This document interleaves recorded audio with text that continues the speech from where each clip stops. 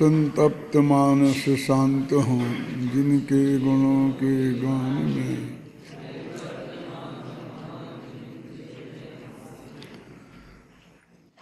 समय सार अनुशीलन page number 150। एक छंद का अर्थ अपन ने कल किया था बनारसी दास का, दूसरे छंद का अर्थ करते हैं। बात तो बहुत स्पष्ट हो चुकी है, ज़्यादा स्पष्टीकरण की आवश्यकता नहीं है। जैसे निसी बासर कमल रहे पंक ही में, पंकज कहापे न बाके ढिंग पंक है। कमल कीचड़ में ही रहता है। उन सूखी जमीन में तो कमल पैदा नहीं होता, पानी में ही पैदा होता है। अकेले पानी में भी कोई वनस्पति पैदा नहीं हो सकती, मिट्टी तो उसे चाहिए। मिट्टी और पानी के मिले हुए रूप को ही कीचड़ कहते हैं। पानी ज़्यादा हो मिट्टी कम हो तो कीचड़ कहते हैं, है ना।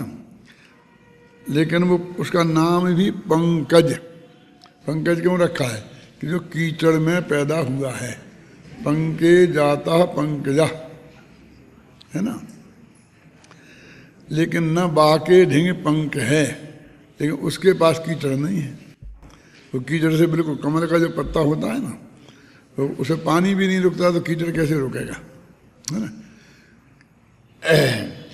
जैसे मंत्रवादी विषधर सो गहावे गात, जो सांप का जहर का उतारने का मंत्र जानता है, वो मंत्र के बल पर सांप को अपना शरीर गहा दे, तो आपके सामने कटवाता है वो। जैसे आप देख देख के घबराते हो ना, वो अपने शरीर को सांप से कटवाता है। जैसे मंत्रधारी विषधर सो गहावे गात, मंत्र की सकती बाके बिना विष डंक है। और मंत्र की समति से उसका डंक उसे लगता नहीं, लगता है मतलब जहर नहीं चढ़ता। जैसे जीव गहे चिकनाही रहे रूखे अंग, अपन कितना घी खाएं तो जिसकी वजह से जबान इतनी चिकनी हो जाए फिर साबुन लगा के धोना पड़े। अभी हाथों में ज़्यादा चिकनाई लगा दो ना तो साबुन से धोनी पड़ेगी। शरीर के किसी भी अंग पर आप चिकनाई लगाओगे ज़्यादा तो वो उसे गारंटी से उसे धोना पड़ेगा, तो अभी वो अच्छी तरह से साफ नहीं होगी। लेकिन जबान है ना, अब इसमें कितनी भी बिल्कुल घी ऐसा डाल के पियो फिर भी साबुन के पानी से कुल्ला करने की ज़रूरत नहीं है। थोड़ी देर में आप देखेंगे तो बिल्कुल साफ होगी वो, उसमें घी का अंश भी दिखाई नहीं देगा। इस तरह से बनी हुई है कि जो भी चीज़ उसके पास जाती है उसे वो सोख लेती है। क्या जो ये कहते हैं ना होम्योपैथिक की दवाई, कि उसको अंदर मत ले जाओ, आप तो जबान पे डाल लो, फंसे हुआ जबान के नीचे कहते हैं यहाँ जा रहा, और उसे अपने आप एब्जॉर्ब करने दो। क्यों कि शरीर में जाने के बाद उसमें एब्जॉर्ब करने की ताकत उतनी नहीं रहती है। आधी तो फिर वो लैट्रिन बाथरूम के साथ ही निकल जाती है, पूरी तरह से शरीर ग्रहण नहीं कर पाता है। और यहाँ जो रहती है तो जबान उसको बिल्कुल चूस लेती है, पूरा वो सीधी खून में चली जाती है। ऐसे जो भयंकर जहर होता है ना, उसे पेट में जाने की जरूरत नहीं होती है, जबान पर लगते ही एकदम वो जैसे इंजेक्शन जैसा काम करती है। और वो जैसे जो हार्ट की वो इमरजेंसी वाली गोली होती है, उसको भी जबान पर रखने के लिए ही कहते हैं डॉक्टर, उसे जल्दी गुटक लो ऐसा नहीं कहते हैं। क्यों कि यहाँ से ही जितना जल्दी एब्जॉर्ब होती है उतना जल्दी पेट की आंतों से एब्जॉर्ब नहीं होती। तो जैसे जीव गहे चकनाई, खूब चकनाई खाती है, रहे रूखे अंग, लेकिन हमेशा रूखी ही बनी रहती है। और पानी में कनक जैसे काई सो अटंक है, पानी में सोने को डाल दो तो उसमें काई नहीं लगती है। काई किस में लगती है? जिसको वो पदार्थ पी लेता है पानी को। जैसे पत्थर भी होता है ना, तो सिंगमरमर में काई लगी नहीं देखी होगी, बहुत कम देखी होगी कभी। लेकिन ये पत्थर से अपने बन रहा है ना, इसमें यदि 1 साल में काई लग जाएगी, क्योंकि ये पत्थर पानी को पीता है। है ना। इतने उदाहरण दिए। तैसे ही ज्ञानवंत नाना करतूती ठाने, अनेक प्रकार के काम करता है। ये करतूती शब्द जो है ना लोक में वैसे बुरे अर्थ में प्रयुक्त होता है, तो यहाँ तो शुभ भाव को भी लिया है, तो बुरे अर्थ में कहाँ है, शुभ भाव भी बुरा ही है ना। यानी पुण्य और पाप के भाव, शुभ भावों को यहाँ करतूती शब्द से प्रयोग किया गया। करतूती ठाने, क्रिया से भिन्न माने याते निकलंक है, लेकिन अपने को उस क्रिया से भिन्न जानता है, इसलिए वो कलंक से लगता नहीं, कर्म रूपी कलंक से लगता नहीं। देखो लोग में कहते हैं हमने उनकी बहुत करतूतें सब जानते हैं, बोलते कि नहीं बोलते, तो बुरे अर्थ में ही है ना कि बताओ साहब आप इनकी क्या करतूतें हैं, आप इतनी कह रहे हो, इस दूसरे को बदनामी करने की आपको अधिकार नहीं है। आप कहते हैं हम सारी करतूतें इनकी जानते हैं ना, तो बताओ कि सुबह से रोजाना पूजा करते हैं, फिर जाकर के दान देते हैं, फिर जी स्वाध्याय करते हैं, और फिर जी जाकर के इन्हें जो स्मारक बना दिया, ये करतूतें हैं क्या? क्योंकि इनके प्रति तो हमारे हृदय में बहुत बहुत बड़ा सम्मान है ना, इनको तो हम बहुत महान काम मानते हैं?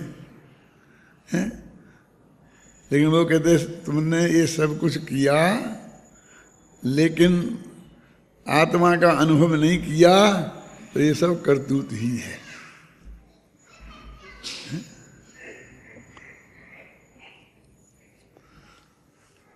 ये जो दूसरा ये पेज है ना, जो मैंने अर्थ बता दिया वो ही इसमें लिखा है, और जो बातें बतानी थी वो भी सब बता दी हैं।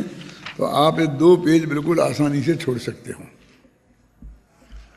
पढ़ना हो तो घर पे शांति से पढ़ लेना, और फिर देख लेना कि जो बताई थी आप में कोई बात छूट गई है क्या।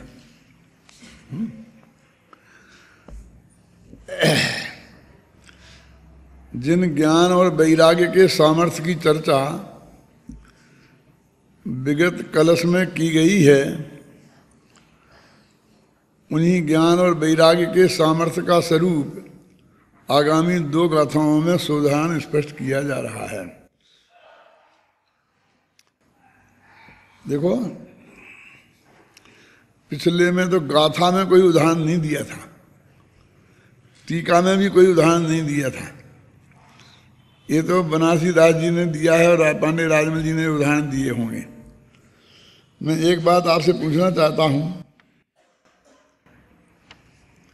कि इसमें तो कितने अपन ने कल देखे थे ना कि 6 उदाहरण हैं, कल बोले थे ना, पक्का मालूम, इसमें तो लिखे 7।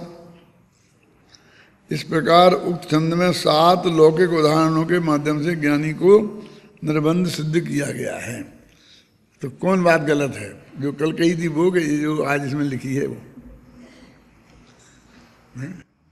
अब गिन के देखो 7 हैं कि 6 हैं?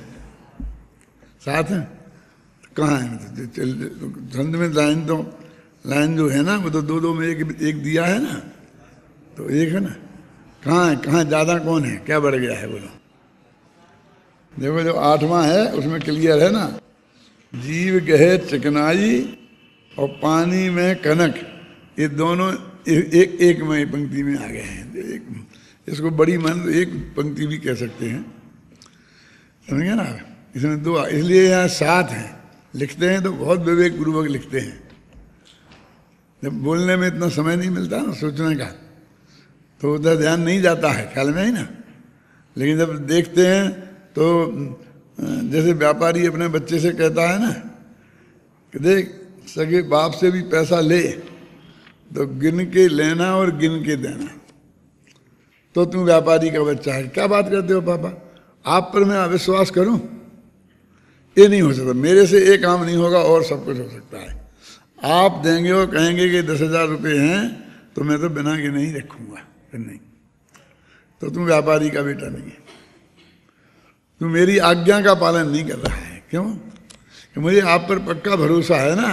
सवाल मेरे पे भरोसा नहीं होने का नहीं है, मैं ईमानदार हूं, तेरे साथ बेईमानी नहीं करूंगा, ये बात सही है, लेकिन मैं भी तो भूल सकता हूं ना।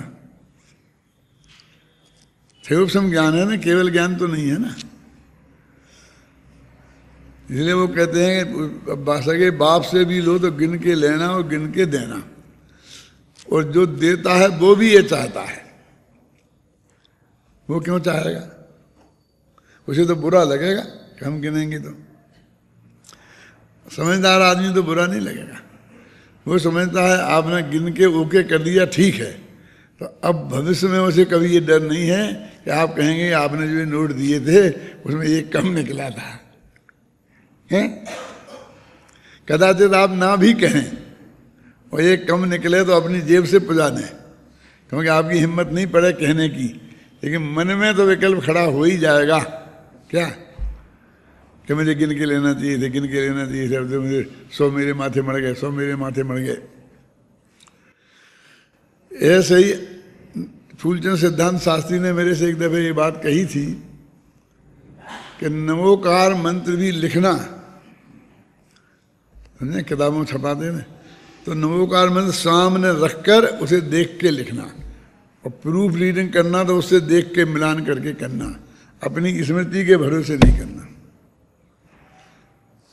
50 दफे कर चुके हमें सब मालूम है, नहीं। कभी कभी आप देखेंगे कि ऐसी जो आप समझते 50 दफे हमें मालूम है, उसमें भी वो गलती निकलती है। क्या समझिए ना? अब मैं यहाँ से पूछता हूँ नमो वजहंताड़म नमो सिद्धाड़म, में नमो है कि नमो है, अड़ा है कि ना है? बोलो, है? अड़ा है ना, पक्की बात है ना। और श्वेतांबरों के यहाँ ना है, बोलो क्या करोगे? अब उनका उदाहरण दोगे तो आपको ना लिखना पड़ेगा कि नहीं? बोलो ऐसो पंच नमो, बोलो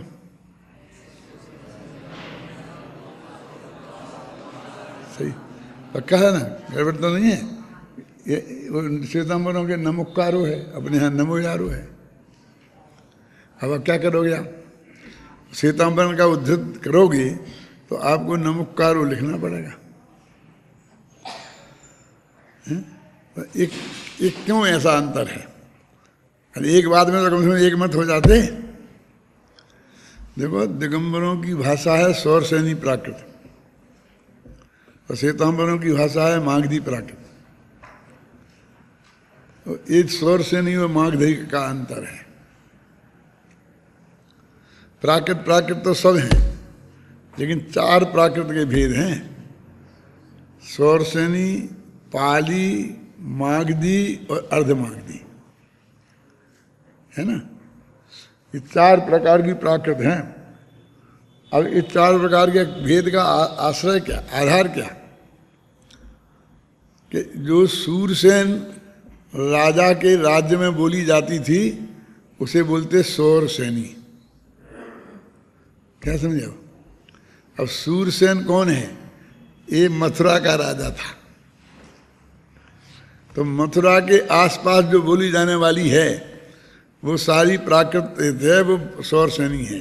और दिगंबर आगम यद्यपि दक्षिण भारत में लिखा गया कि कुंद कुंद आचार्य सभी दक्षिण भारत के थे, भूतबली पुरुषदंत भी, लेकिन उन्होंने वो यहाँ की परंपरा थी तो उन्होंने सौरसेनी भाषा में लिखा प्राकृत में। वो सूरसेन राजा का प्रदेश, समझ गए ना? और पाली प्राकृत क्या है? जो बौद्धों की भाषा है वो पाली प्राकृत है, और वो नेपाल में, पाली माने नेपाली, ने का लोप हो गया समझे ना? नेपाली प्राकृत, नेपाली नेपाली बार बार बोलोगे तो पाली ही रहेगा, नेपाली अपने आप बोलने में ही गायब हो जाता है। जो कठोर शब्द होते हैं ना, उनके सामने जो कोमल शब्द होते हैं वे गायब हो जाते हैं। क्या? नेपाली ना है मुलायम शब्द, सबसे ज्यादा मुलायम है, क्योंकि अनुनाशक है, समझे ना? जो 5 में अक्षर हैं वो आधे आधे व्यंजन है एक तरीके से, इसलिए वो न गायब हो गया, पाली रह गया। तो नेपाल में कपिल वस्तु धरी है, बौद्धों की भाषा है वो पाली प्राकृत है। और मगध देश में जो थी वो भाषा है मागधी, क्यों? जो मध्य प्रदेश में मतलब ये बिहार वाले एरिया में वो जहाँ पाटलिपुत्र, पटना जिसकी राजधानी थी, मगध देश और पाटलिपुत्र राजधानी। तो आप समझ लीजिए कि यूपी की हो गई सोरसेनी और बिहार की हो गई मागधी और नेपाल की हो गई पाली। ऐसे एरिए की ऐसी है ये। और शास्त्रों की भाषा ये थी अपनी जनियों की। अब अर्धमागधी कैसे आ गई?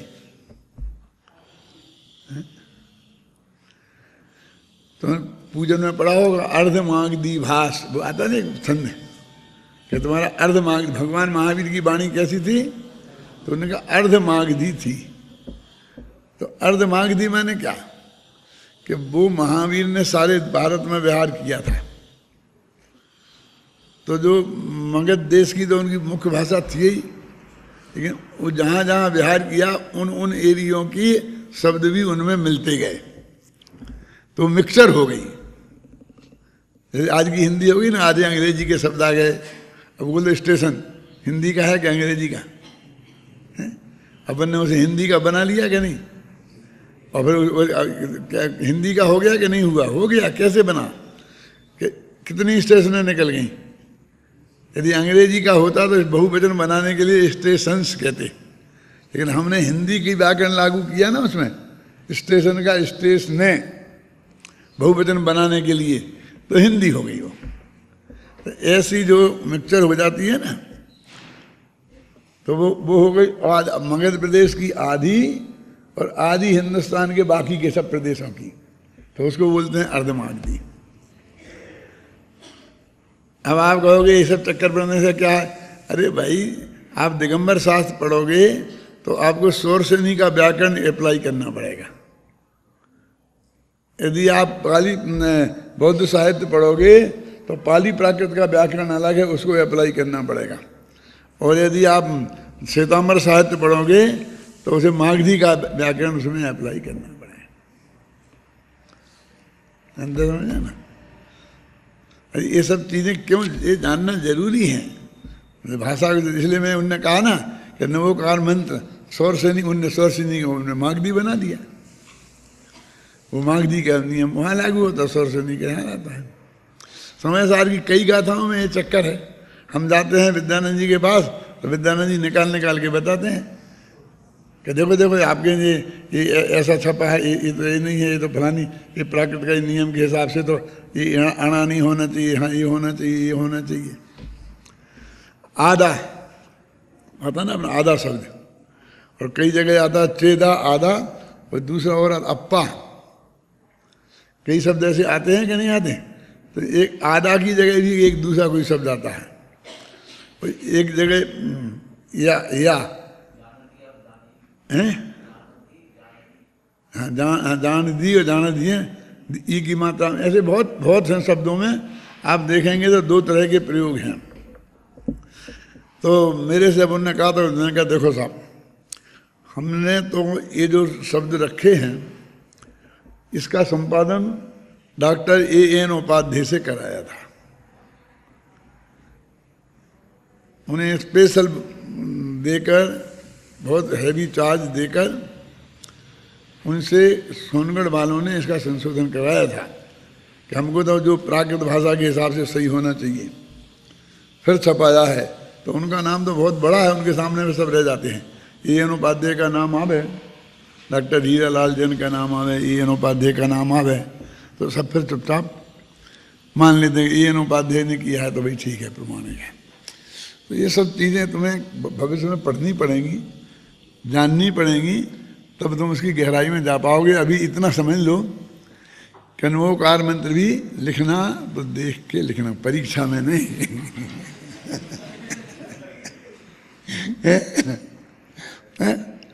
जब किताब लिखो ना, देखो हम ये नियम सारे सिर्फ लिखते हैं ना, और 3 दफ़े प्रूफ होके आता है, फिर भी हम उसे गाथा से मिलान करके फिर देखते हैं।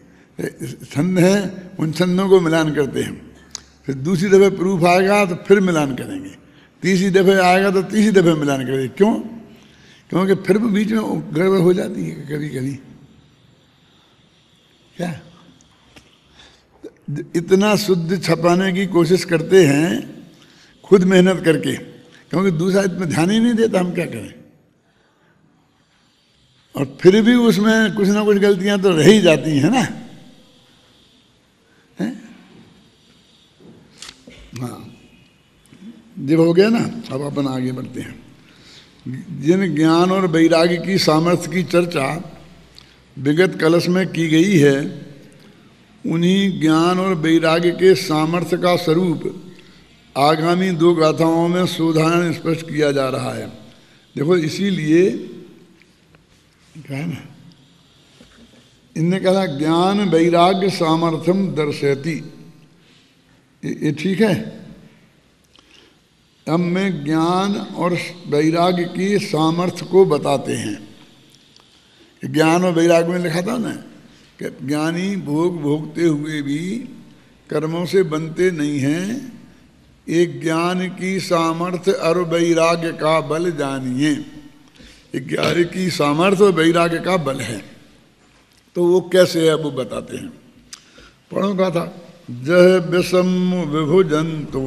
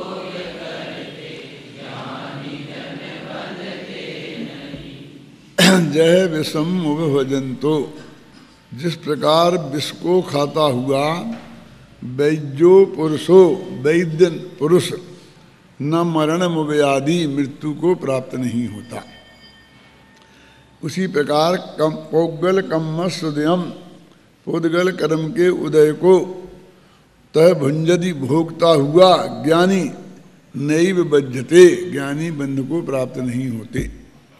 जिस प्रकार मज्जम पिबमानो अरधि भावेण, अरति भाव से शराब पीता हुआ लोगों को शराब चढ़ती नहीं है। मज्जदि ना, मज्जदि माने मदोन्मत्त नहीं होते हैं। दब्बुप भोगे अर्दो, उसी प्रकार अरति भाव से पदार्थों को भोगते हुए ज्ञानी बंधन को प्राप्त नहीं होते, मोह को प्राप्त नहीं होते।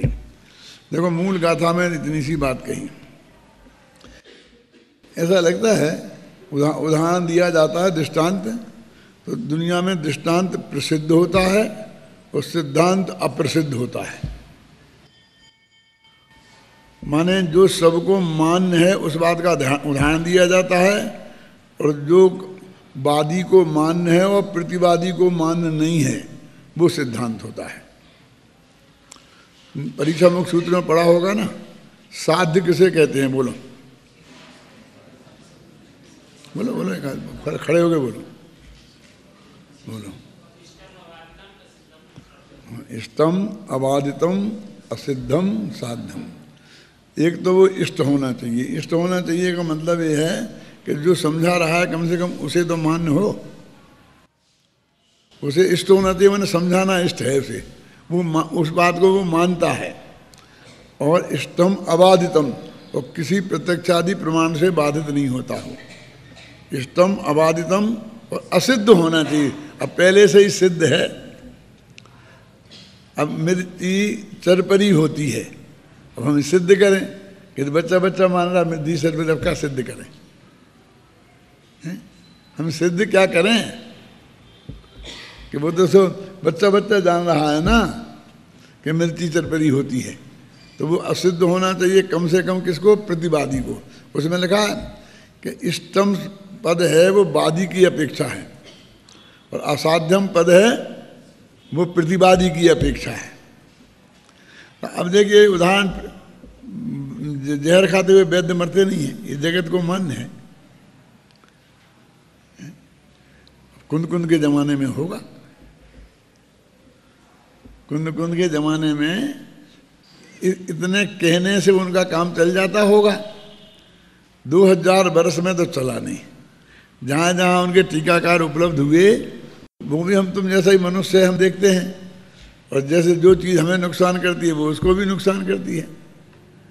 तो हम खाएं तो हम मर जाएं, और वैद्य खाए और मरे नहीं। अब कुंद कुंद के ज़माने में इतने समझदार लोग होंगे, लेकिन अमृतचंद के ज़माने में आते आते ख्याल में ही ना लोगों को शक होने लग गया था कि भाई ये बात हम नहीं मानेंगे। कैसे मानेंगे? तुम्हारे कह दी, हमें तुम्हारे कहने से मानेंगे। और जैसे उनके ज़माने में अमृतचंद की समझा देने के बाद में भी और ज़्यादा मीन मेख निकालने वाले होंगे। क्यों? तो उनको भी दिमाग में आई, और फिर आगे आगे आगे वाले हरेक ने उसके काफ़ी मंथन किया। देखो पहले तो अंतर देखो, अमृतचंद ने क्या किया देखो। अब हम पढ़ते हैं ना क्या, टीका,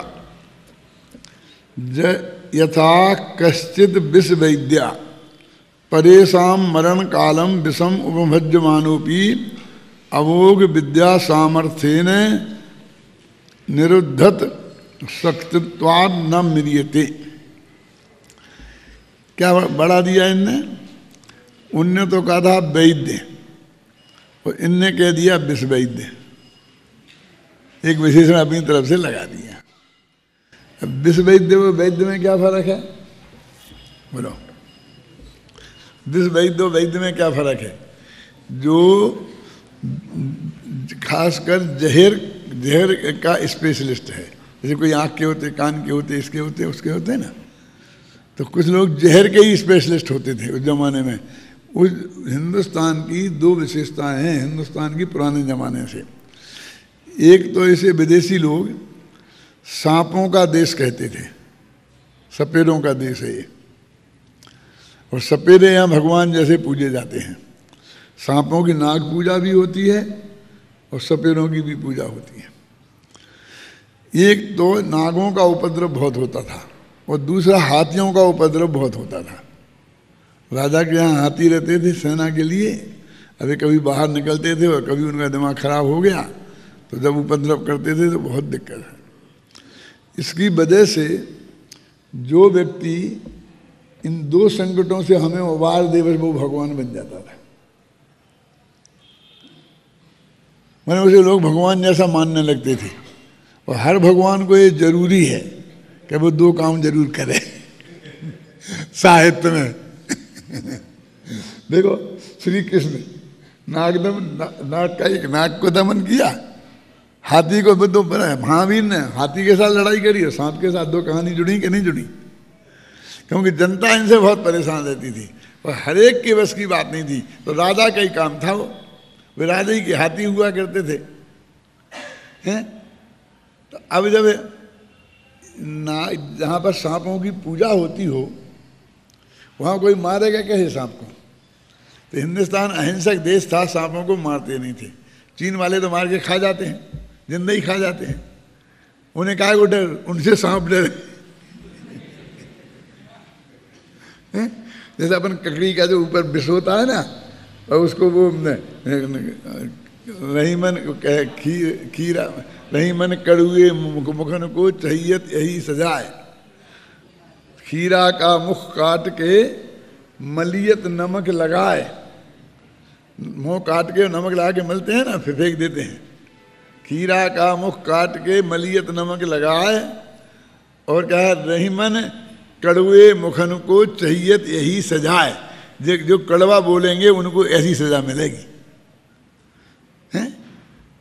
तो जैसे जब वो सांपों को कोई मारेगा नहीं, पूजा करेंगे तो सांप तो बहुत हो जाएंगे, और बहुत हो जाएंगे तो वे तो काटेंगे, वे भी जिपता रहे चाहे जो कुछ रहें।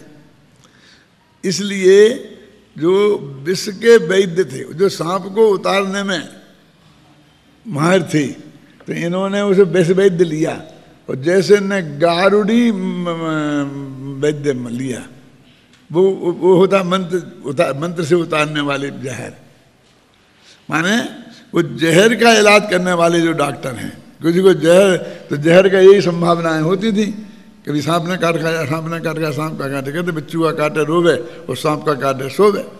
अब खतरा मार सकते नहीं, तो देवता की पूजा करनी है, और ढेरों सारे सांप, कच्चे मकान, हर घर में सांप को निकल आना, और कभी भी उस पर संकट खड़ा हो जाना, इसलिए सबसे ज़्यादा पूंछ विष वैद्यों की होती थी।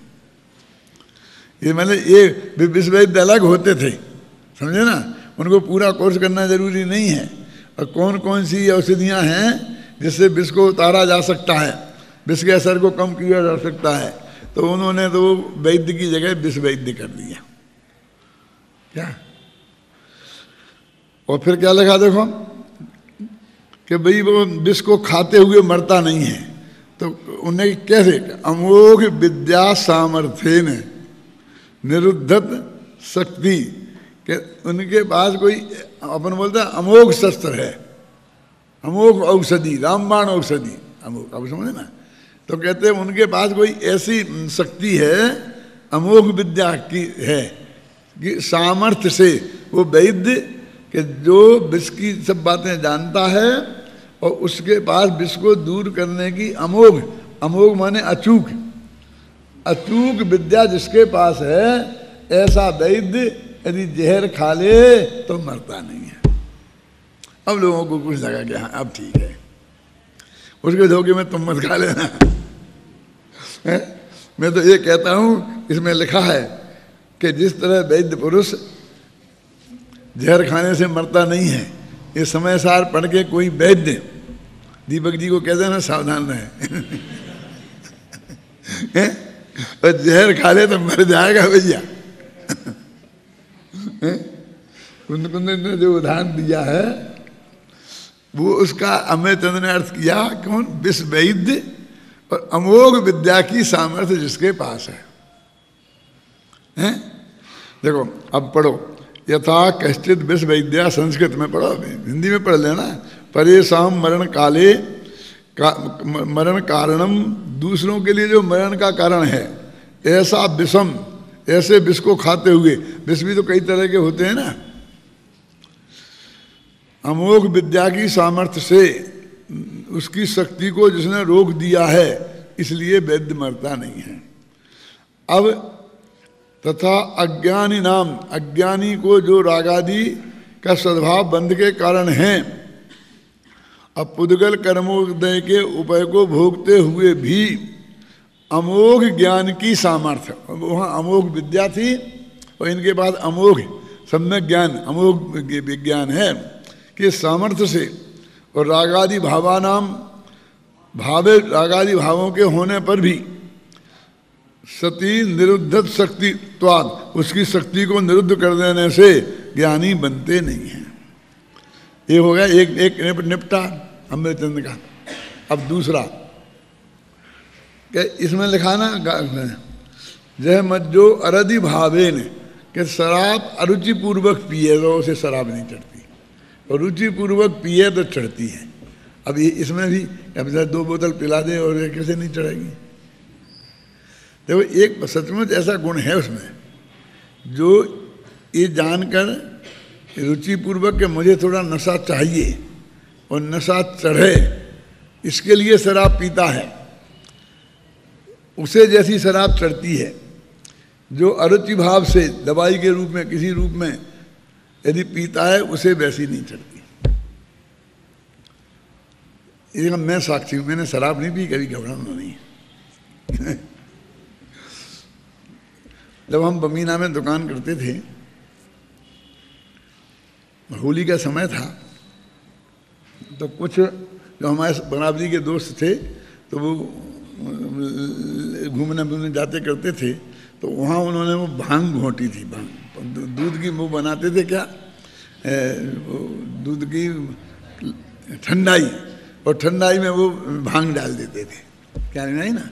तो हम लोग वहाँ, हम भी के साथ में, तो उनने हमको बताया नहीं।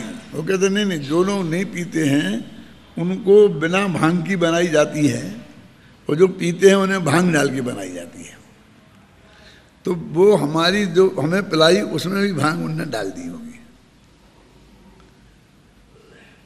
अब वो उसका जो उसने असर दिखाया, लेकिन हमको तो पता नहीं था, है ना।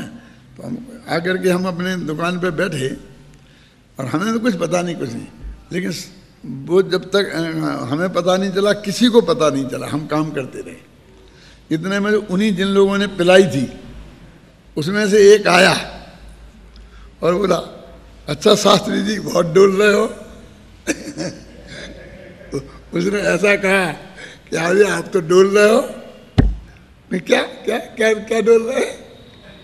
अच्छा ऐसे भोले बनते हो, वहाँ भांग पी के आए हो ना और डोल रहे हो। उसने इतना कहा कि एक सेकंड में एकदम ऐसा लगा कि बहुत नशा है। इसलिए बोल रहा हूं मैं आपको। फिर हम उसको उठ के और घर चले गए, मतलब दुकान से उठ के आलस मुझे पक्का अभी भी वो ज्ञान का गेय वैसे ही का वैसा बना हुआ है कि ऐसा शरीर टूट रहा था, आलस सा आ रहा था, और यही समझते भाई नींद आ रही होगी, ऐसी होगी, वो समझ में कुछ नहीं आई। फिर घर जाके गए तो जाके हम सो गए, तो बहुत देर तक सोते रहे। तो हमारी माँ बोला, भाई क्या बात, तबीयत खराब है, आज क्यों आ गया, तबीयत खराब है, वो सब पता है। तो ऐसा नहीं हो जाता कि बिल्कुल बेहोश हो जाता है। और वो ऐसी जिंदगी में एक दफ़े भांग का सेवन हुआ अनजाने में। लेकिन थोड़ा मैं भांग और शराब का अंतर भी बता दूं, अभी बीच में प्रकरण आ गया तो। देखो भांग तो चाय जैसी पत्ती है, जो चाय में दोष है वो उसमें भी है। नशा करती वजह ज़्यादा दोष है। जीवों की हिंसा की दृष्टि से बात कर रहा हूँ मैं। जैसे नीम के पत्ते आपने लिए, जैसे वो चाय उसके पत्ते हैं, भांग के पत्ते हैं।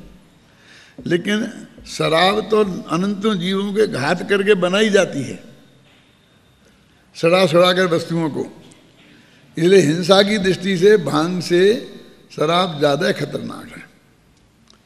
अपने यहाँ दोनों ही का निषेध है, क्योंकि विवेक को दोनों नष्ट करती हैं। आप समझे ना, मैं सिर्फ जो अंतर बता रहा हूँ, उस अंतर की वजह से भांग कुछ ज़्यादा उपादेय है, पीने लायक है, ऐसा अर्थ निकालने के लिए नहीं बता रहा हूँ। नशा कारक अवक्षों में वो है। त्रिसघात और बहुघात में नहीं ली, अलग से ली ना। ये त्रिसघात और बहुघात मैं उसमें भांग को नहीं लिया। शराब तो त्रिसघात में भी है, बहुघात में भी है, सब हो गई, और उसमें नशा कारक भी है, हैं? हमारे आचार्यों ने तो उसको क्या नाम, तुम्हारा तुम खाते, इंदौर में बहुत खाते हैं छाबड़ा जी, नहीं वो क्या बोलते, दही में खांड मिला के बनाते हैं ना, गुड़ मिला के, श्रीखंड। वो श्रीखंड भी ऐसा ही है भाई साहब, बिल्कुल वो भांग जैसा ही है। वो भी नशा उत्पन्न करता है, हैं? और उसको संस्कृत में श्रीखंड को शिखरणी बोलते हैं, शिखरणी।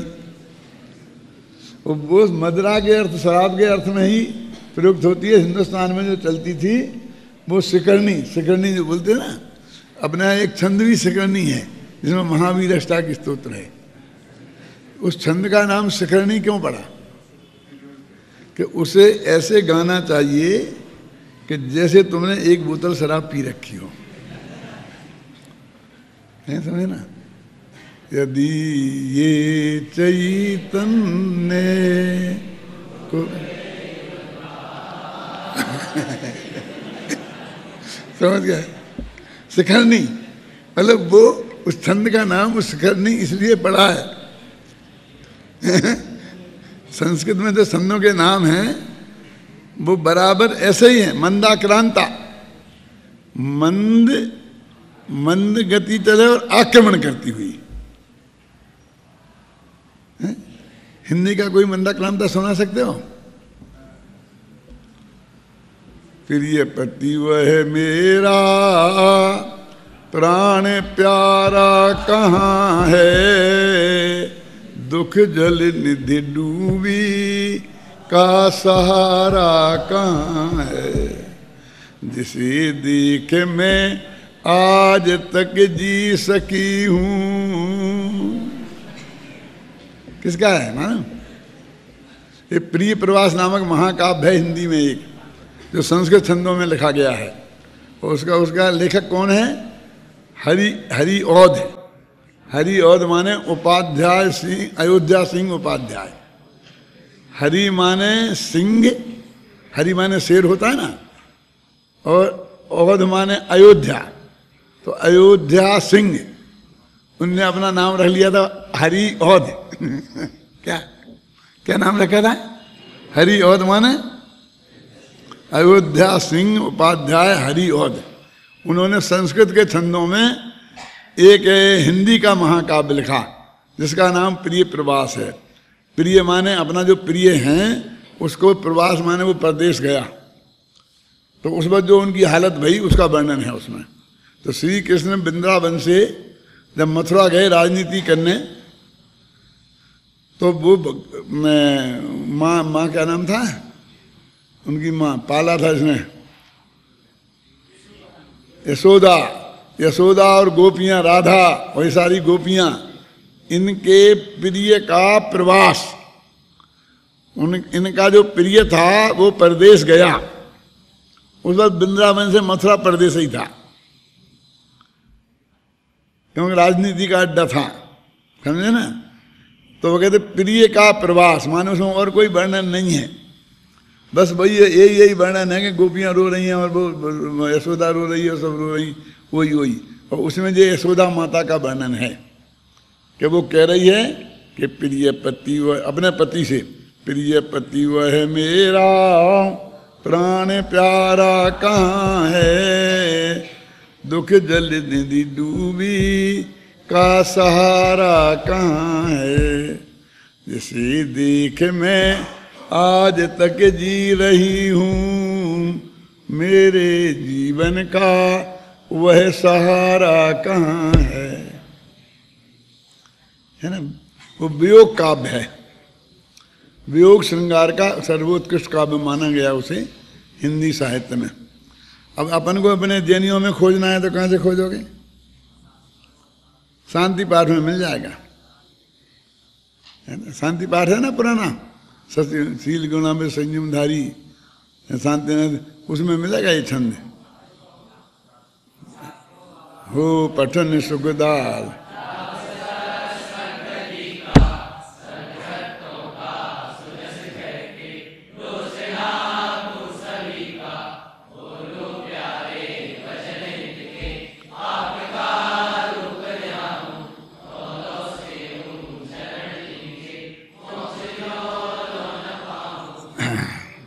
चलो अभी फिर पढ़ते हैं अपन टीका। यथा कश्चित पुरुषो, जैसे कोई पुरुष, मेरे यम प्रति प्रवृत्त तीव्र अरति भाव, जैसे कोई पुरुष जिस प्रकार मदिरा के प्रति तीव्र अरति भाव से प्रवर्तित कोई पुरुष मदिरा पीने पर भी उसके प्रति अरति भाव की सामर्थ्य के कारण मदोन्मत्त नहीं होता, उसी प्रकार रागादि भावों के अभाव से सर्व द्रव्यों के उपभोग के प्रति तीव्र वैराग्य भाव से ज्ञानी विषयों को भोगता हुआ भी तीव्र वैराग्य भाव की सामर्थ्य के कारण बंध को प्राप्त नहीं होता। देखो उन्होंने वैद्य का उदाहरण दिया है ज्ञान के लिए, और शराब का उदाहरण दिया है वैराग्य के लिए। ज्ञान का सामर्थ्य और वैराग्य का सामर्थ्य ये अपन ने पढ़ लिया है। अब मैं ये बताना चाहता हूँ, जो प्रश्न पढ़े हैं अपन, मूल गाथाओं में जो उदाहरण दिए हैं उनमें साफ साफ कहा गया है कि जिस प्रकार विष को खाते हुए वैद्य मरता नहीं है और अरति भाव से मद्य पीने वाले को नशा नहीं चढ़ता, किंतु यह बात एकदम अटपटी लगती है। अरे भाई, जहर खाने पर वैद्य कैसे बच सकता है और अरति भाव के कारण शराब का नशा भी कैसे नहीं होगा? क्या जहर और शराब भी ऐसा पक्षपात कर सकते हैं कि वे किसी पर तो असर दिखाएं और किसी पर नहीं। ठीक है। उत्तर, यह बात आचार्य अमृतचंद के ध्यान में भी आई थी। उत्तर वो भी दिया जा सकता है जो उन्होंने दिया है, लेकिन मैं कहता हूँ ये बात समझाने का विकल्प अमृतचंद को आया था, क्यों लोग ऐसा पूछेंगे। यही कारण है कि उन्होंने आत्मख्याति टीका में स्पष्ट किया है, अमोघ विद्या की सामर्थ्य के कारण विश्व वैद्य नहीं मरता। अमोघ विद्या और विश्व वैद्य, शराब पीने वाले के अरति भाव के कारण नशा नहीं चढ़ता। आचार्य जयसेन ने तात्पर्य वृत्ति में उक्त उल्लेख के साथ साथ यह भी लिखा है कि जिस प्रकार कोई पुरुष व्याधि के प्रतिकार के लिए मद्य में मद्य की निरोधक औषधि डालकर मद्य पीता है। देखो, एक ऐसी दवाई कि जो शराब में डाल दो तो शराब वो पियो तो वो शराब जो गुण है वो तो करेगी और नशा नहीं चढ़ेगा।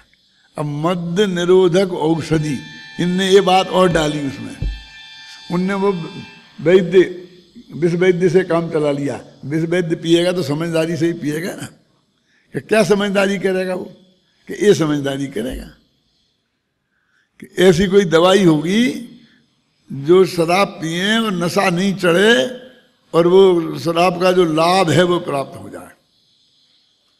क्या निरोधक, यानी इन्होंने नशा की निरोधक दवाई की बात की। तो रति भाव के अभाव से फिर रति भाव तो डाल नहीं था वो, क्योंकि वो तो मूल गाथा में है। फिर कहते थे इसलिए नहीं चढ़नी, फिर रति भाव के अभाव के कारण, क्योंकि उसने औषधि डाली, इसके बाद रति भाव की सूचक है ना, कि उसे शराब पीने में कोई रस नहीं है, वो औषधि के रूप में ही शराब ले रहा है। देखो, जहर भी और शराब भी, ये दोनों से बहुत औषधियाँ बनती हैं। जहर से तो अपने एक सिद्धांत है ना, विष होगा विष से निर्मूल, है ना, विष से विष निर्मूल होता है। जो खासकर विष वाली बीमारियां हैं जो कीटाणुओं के काटने से होती है, एलर्जी समझ लो, जो उनको दूसरा विष ही देना पड़ता है, उसका प्रतिद्वंदी विष होता है। एक तरह के विष को दूसरी तरह का विष मारता है, समझ में ना। तो वो कहते हैं उन विषों की जानकारी होती है वैद्य को, तो उन्होंने तो इतना से ही काम चला लिया। और इन्होंने ये कहा कि नहीं, वो ऐसी औषधि को उसमें डालता है फिर पीता है। वो जहर वाला भी कोई जिसे अरुचि है वो जहर थोड़ी खाता है, वो तो जहर से बनी हुई दवाई खाता है। पुराने ज़माने में क्या होता था कि बाग डॉक्टर दवाई नहीं लिखते थे, वो सब लिखते थे ये चीज़ें बाजार से लाना, इस तरह घोंटना, इस तरह मिलाना और फिर वो काढ़ा पीना, ऐसा करना। तो खुद लाना पड़ता था, तो उसमें जहर कुचला भी लिखा रहता था बहुत सी दवाइयों में, एक कुचला लाना। कुचला ही जानते हो आप, एक जहर होता है। अब वो कुचला नाम की दवाई को फिर वो कहते इतना ऐसे गलाना, इतना अग्नि में ऐसे डाल के सेकना, फिर इसको इस तरह से घोंटना और फिर लेना, तो वो जो गुण तो करती है और उसका दोष दूर हो जाता है। सभी बहुत औषधियाँ ऐसी होती हैं, जहर की भी होती हैं और वो पहली क्या बताई, वो विष में भी होती हैं और शराब की भी बनती हैं। देखो, मैं एक बहुत खतरनाक बात कहता हूँ कि ये होम्योपैथिक की जितनी दवाइयाँ हैं ना, अब इनमें तो शराब डली हुई है। शराब माने क्या, अल्कोहल। अल्कोहल माने क्या, स्पिरिट। अब वो स्पिरिट तो उसमें डालते हैं, क्यों, कि उसको तनुकरण करने के लिए। अब वो गोलियां होती हैं ना चीनी की, वो दवाई उसमें डाल देते हैं, एक बोतल में 2 बूंद दवाई डाली और 1 बोतल स्प्रेड। अब उसमें वो फैल जाती है और फिर उसको उसमें डालते हैं। आपने देखा होगा, तो वो तो स्प्रेड है, तो वो शराब के बाद खत्म हो गई। अब आपको मालूम है, अब ये समझ लो कि हम तो नहीं शराब, हम तो दवाई के रूप में भी नहीं लेते। होम्योपैथी की दवाई लेते हो, फिर कैसे कह सकते हो। ये बात इन लाद हो के कब आई ना दादा, कि गुरुदेव की तबीयत खराब रहती थी, तो जब डॉक्टरों ने एक तरह से डॉक्टरों के इलाज से परेशान होकर, एक गांगुली करके डॉक्टर था कलकत्ता में, तो कुछ मुमुक्षु लोग उसको प्लेन से लाए, सोनगढ़ ले गए और उसे बराबर ट्रेनिंग दी कि आप तो ये कहना कि मैं तो आपका प्रवचन सुनने आया हूँ, मैं आप ऐसा ऐसा ऐसा बहुत महिमा, तो तुम्हारी बात गुरुदेव सुनेंगे, नहीं तो तुम्हारी बात ही नहीं सुनेंगे। गुरुदेव के प्रवचन जो ढंग से प्रेम से सुनता था वो उसी डॉक्टर का इलाज कराते थे। वो डॉक्टर चंदू भाई इसलिए उनके डॉक्टर थे, ख्याल में आई ना, नहीं तो हटा हटा नहीं हमें कुछ नहीं कराना, हमें कुछ नहीं कराना, हमें कुछ नहीं कराना। तो वो बराबर ट्रेनिंग लेके दे के गए। अब उन्होंने वो होम्योपैथिक की दवाई दी। अब जो लोग, डॉक्टर चंदू भाई भी शामिल थे उसमें और उनका ग्रुप था पूरा उस वक्त, ख्याल में ना, तो उन्हें अच्छा नहीं लगा।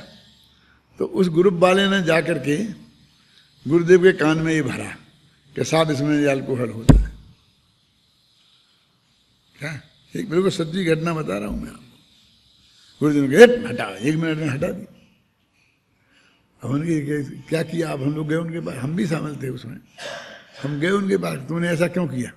कि है ना उसमें, है ना, लेकिन तुम जो अंग्रेजी की दवाइयाँ देते हो वो सब शुद्ध कर करके ला के देते होगे, उसका सब बताते होगे गुरुदेव को। वो शराब थोड़ी पी रहे, वो तो सिर्फ दवाई में, और वो उनका वो उड़ जाती है। हमने एक कोशिश भी की, गुरुदेव के सामने ले गए और कागज पर वो डाली क्या स्पिरिट, और देखा तो 5 मिनट में उड़ गई। देखो साहब ये साफ हो गई, ये तो दवाई में से उड़ जाती है। तो दवाई डालने के लिए तो उसने छुआ तो था, इतना करके फिर उन्होंने जिंदगी में होम्योपैथी की दवाई नहीं ली। वो इतने कड़क थे अपने आचरण के लिए और सिद्धांत के लिए। तो अब आप समझ में आई ना, इनडायरेक्ट वे में कितनी चीज़ों में कहाँ कहाँ से क्या क्या आ जाती है। और अभी तो मैं ये भी ले लो कि जो आपकी जो बनती हैं आपके कैप्सूल हैं, और कैप्सूल आप काय के बनते हैं, और ये हड्डी के और फलाने, दुनिया बढ़िया की बहुत बातें होंगी। जितना जानने के बाद भी कितनी ऐसी चीज़ें रह जाती हैं, ख्याल में आई ना। तो एक बात, दोनों में बहुत अंतर है। वैसे शराब पीना और किसी दवाई के में आई होगी, दवाई तो हर आदमी अरुचिपूर्वक ही खाता है, यानी प्रेम से स्वाद ले लेके तो कोई दवाई आज तक खाता नहीं है ना। तो इस रूप में वो बात को नहीं लिया। और अपना जो त्याग है ना, तो वो ये तो अपने तो 8 मूलगुणों में ही त्याग हो गया है। फिर आगे आगे वो जितनी प्रतिमाएँ हैं बढ़ती जाएंगी। तो इस तरह पूरी तरीके से त्याग यहीं हो जाता, तो फिर वो वहाँ जाके क्या होगा। ब्रह्मचर्य भी 4 प्रकार का होता है ना, ऐसे हर चीज़ें 4 प्रकार की होती हैं। सामायिक भी, अब 12 व्रतों में भी सामायिक है, सामायिक प्रतिमा में भी सामायिक है, फिर मुनिराजों की भी सामायिक है, फिर समय दर्शन के पहले भी सामायिक है। सामायिक तो है ना, लेकिन स्तर तो बदलता जाता है कि नहीं। चीज़ एक ही है लेकिन स्तर बदलता जाता है। तो देखो आचार्य जैसे ने तात्पर्य वृत्ति में ये लिखा, निरोधक औषधि के राग पीता है, उसी प्रकार परमात्मा तत्व ज्ञानी पंचेंद्रिय के विषयभूत भोजन पान आदि द्रव्यों के उपयोग होने पर भी जिस जिस अंश में निर्विकार सुसंपत्ति शून्य बहिरात्मा जीवों की तुलना में राग भाव नहीं करता, एक एक अंश की बात करी उनने, उतने उतने अंशों में कर्मों से नहीं बनता। और कर्मों से नहीं बनता ये पक्की गारंटी नहीं है, उन कर्मों से उतने उतने अंशों में नहीं बनता, बाकी से बनता, उन्हें वो भी कह दी हैं। और जब हल्लो शास्त्रादि रूप समस्त विकल्प जाल से रहित होकर परम योग लक्षण भेद विज्ञान के बल से सर्वथा वीतराग होता है, तब सर्वथा बंध को प्राप्त नहीं होता। नशा नहीं चढ़ने के संदर्भ में गाथाकार और आत्मख्यातिकार तो यही कहते हैं कि अरति भाव से मद्य पीने पर नशा नहीं चढ़ता, किंतु तात्पर्य वृत्तिकार जैसे तो साफ साफ कहते हैं कि नशा निरोधक औषधि मिलाकर शराब पीने से नशा नहीं चढ़ता। इतना होने पर भी जैसन को यह भी लिखना पड़ा कि नशा अरति भाव के कारण नहीं चढ़ता। क्यों? कि मूल बात तो गायब ही हो जाती है जिन्हें लिखते तो, क्योंकि सिद्धांत में तो अकेले अरति भाव को ही घटित किया गया है।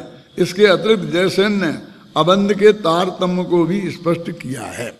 बाकी कल करेंगे चर्चा, लेकिन एक बहुत गंभीरता से, ऊपर से उदाहरण नहीं दिखते वैसे, लेकिन जो उनने समझाया है तो सिद्धांत को मुख्य रूप से समझना। इसमें से शराब पीना और जहर खाने का अर्थ नहीं निकालना।